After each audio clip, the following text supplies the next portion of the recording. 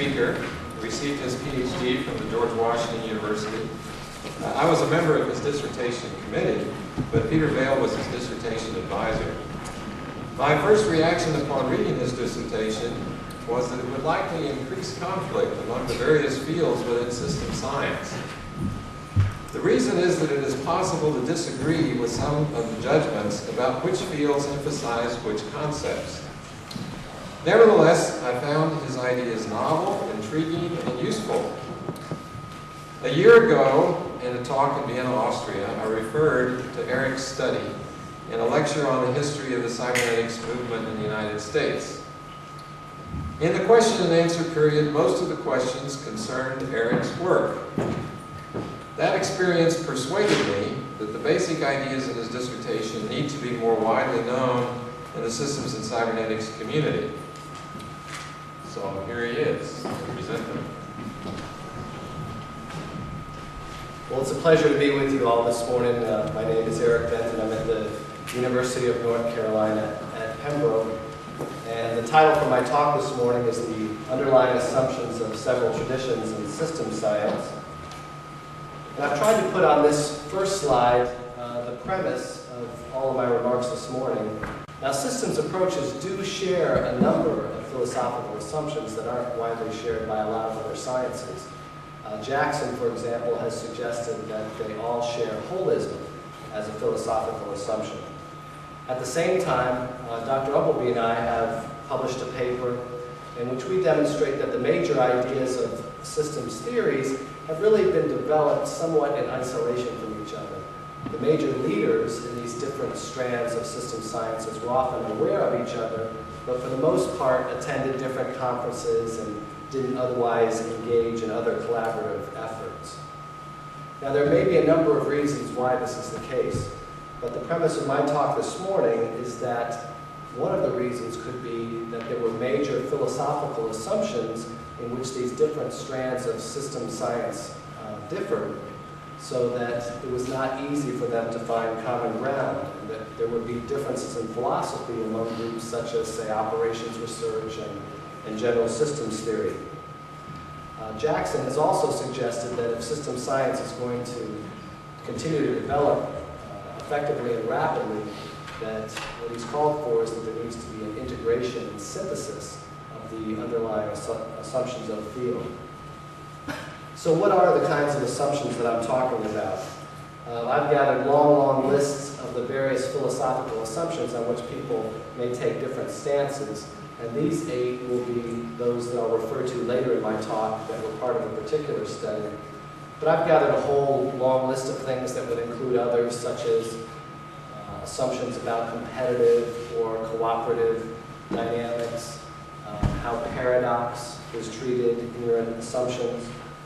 And in one of my papers, what I did was to do an analysis that concluded that there are 3 major philosophical assumptions that tend to form an individual's overall worldview. And those 3 have to do with observation, whether or not you assume that the inquirer can be objective in observation, as opposed to being perspectival. And I really like that particular word because I think its connotation is that someone has a perspective from a particular viewpoint. Secondly, whether or not someone takes a holistic or a reductionist perspective. And thirdly, having to do with causality. At one end of a continuum, you might have the notion that entities can be discretely identified and that there are direct and linear causal relationships between them. At another end, you may have mutual causality, the assumption that you cannot discretely disentangle a cause and effect, and that if you were to draw causal arrows, that they would go in both directions. In another one of my papers, I distinguish between what I refer to as the traditional worldview, or TWV, and the emerging worldview, or EWV. And the traditional worldview makes the assumptions along the 3 constructs that I just mentioned of objective observation, reductionism, and more direct causality.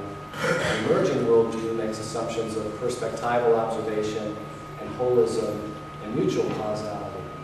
But as I dug a little bit deeper into the philosophical assumptions, it seemed to me that you really couldn't describe it quite as cleanly as that. And so I then came across this notion of a polarity from Barry Johnson's work. And I think that a polarity is really a more accurate way to think of it.